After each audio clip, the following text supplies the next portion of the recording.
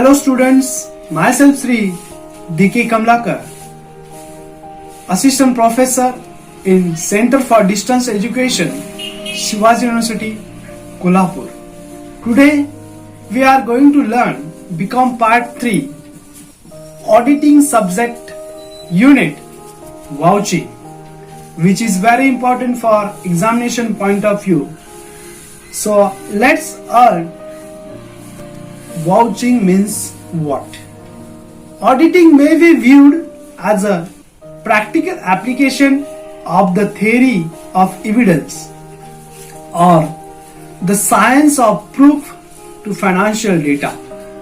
It is not a just inspection of evidences in support and substantiation of accounting data, but it involves and include a critical examination of different business transactions themselves for an accounting period. An auditor would like to assure himself to the validity, accuracy, adequacy and authority and accountability. Objectives of today's learning: to understand the concept of vouching, to find out the purpose and objectives of vouching.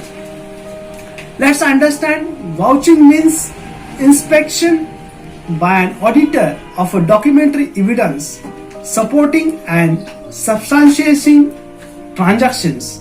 Vouching is the process of checking documentary evidence that the transactions are properly recorded and accounted for. The main aim of vouching is to inspect all receipts and payments are properly accounted for and no fraudulent transactions are recorded. Vouching is a substantive audit procedure to obtain evidence as a completeness, accuracy and validity. With the help of vouching, auditor come to know that genuineness of transactions. The duty of auditor is to see substantial accuracy of vouchers and then make report thereon. Vouching is also basis for assets and liabilities. Auditors should be careful while vouching the transactions and entries in the books of accounts. It is a backbone of audit process. Thus, vouching may be considered as the essence of auditing.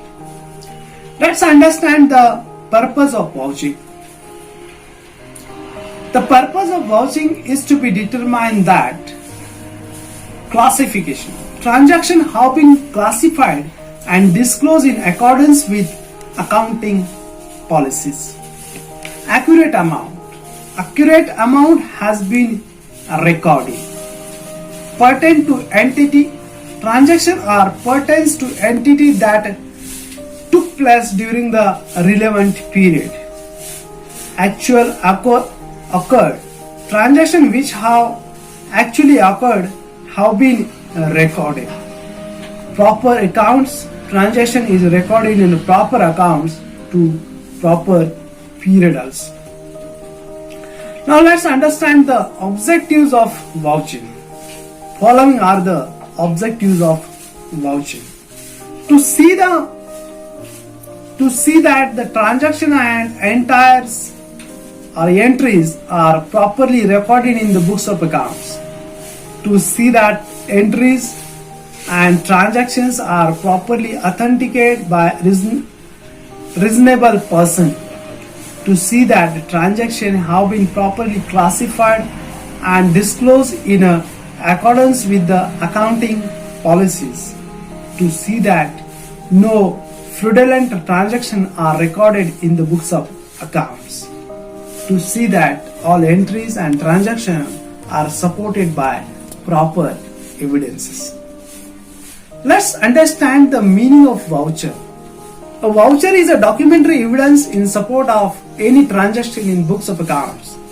Voucher can originate within the organization or outside the organization. That is, They can be internal or external.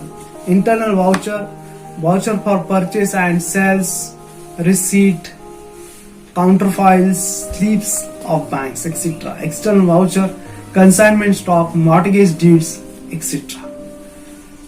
Primary vouchers, all written evidences in original are primary vouchers. Secondary vouchers, copies of original vouchers are called collateral or secondary vouchers.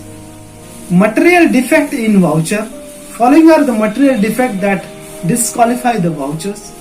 Voucher not addressed to the client. Voucher not duly authorized for payment. Voucher concerning purchase and expenses not related to business.